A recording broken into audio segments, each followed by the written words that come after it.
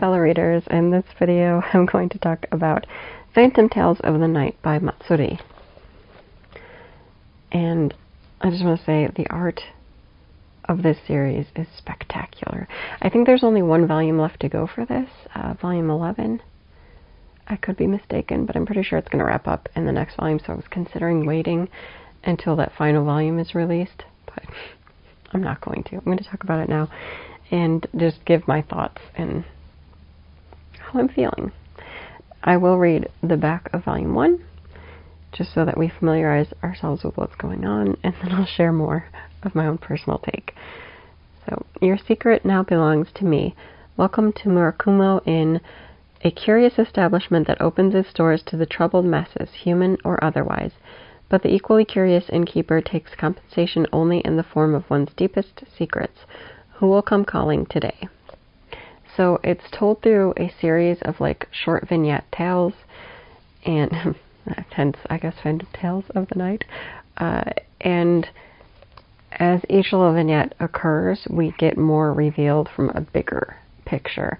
And they are really dark tales, sometimes, I wouldn't say gory, but more like disturbing. In the first case, which really does set off the larger main story, we meet a high school student who stumbles upon the inn.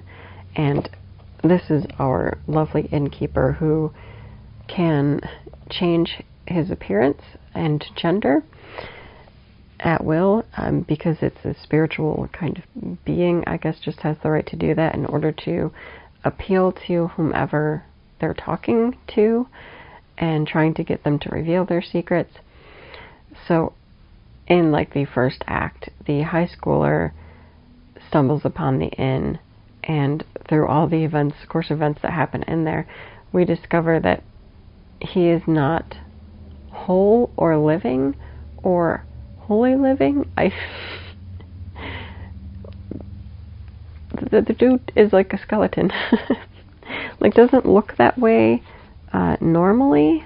Let me see if I can find. And in fact, when it starts, like, you wouldn't perceive it that way. He has a full body, but then through talking to the innkeeper, reveals his true form underneath, and then sort of gets brought into, there's another character that kind of is not really in opposition, but sort of is, who is more like, I don't know, and I don't want to get too into it, but there's just a lot going on, and the high schoolers sort of allowed through this play with them to go back to school, but they're still not like normal looking, like he's still skeletal underneath his clothes. And I'm not sure how that all works out, honestly. I'm not sure how nobody notices. I don't know if it's like a glamour kind of situation, or if he just always has to hide it. I don't know. But you do see him interact with other people and like is actually living a high school life.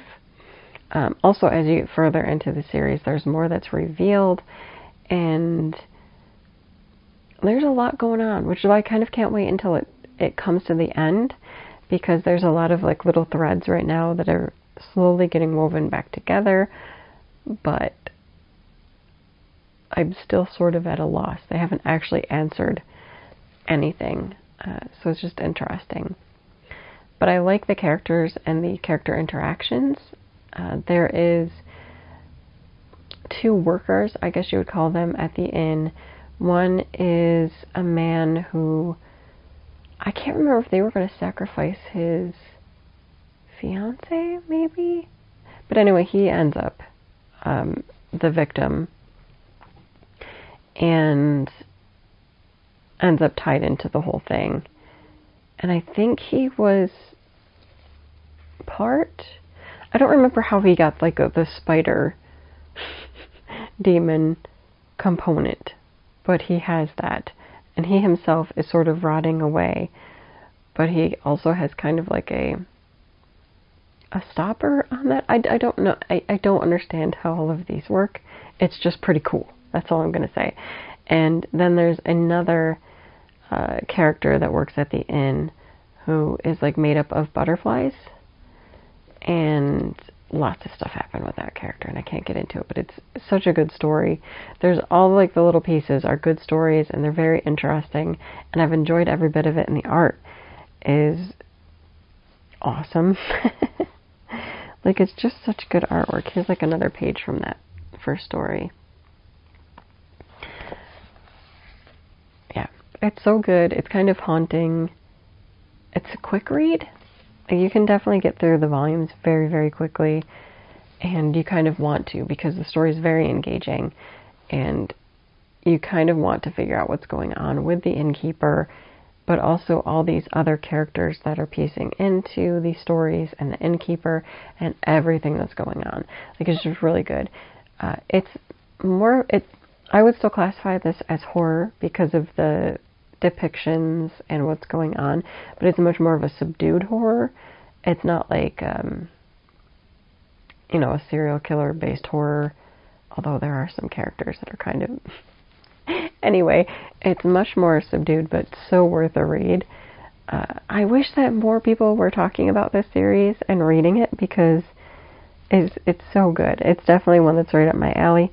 Like I said, I love like great romantic shoujo, whether it's fantasy or contemporary, but then I also really love horror and creepy depictions and just overdone, very aesthetic artwork, and this really fits it. It's gorgeous artwork. A lot of the styling, it's kind of that dramatic styling similar to Can't Stop Cursing You, which I love that series too. And I don't know. I love stuff like this, and I want this stuff to continue because they're like a favorite of mine. I love the art style, love the storytelling, the richness of the stories in there, and how it just keeps unfolding, and there's all these layers. It's brilliant. If you like stories like that are multi-layered, that have really elaborate, gorgeous artwork, this is slightly less elaborate than, say, Kei or Yuki, but still, like, really, really good. I would recommend Phantom Tales of the Night. I think it's amazing. I can't wait to get to the end of it. And if 11 is the final volume, that's a pretty short series.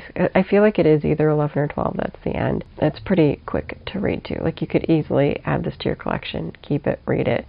It's so good. And those are my thoughts. That's all I got to say. That's it for this video. Until next time. Bye.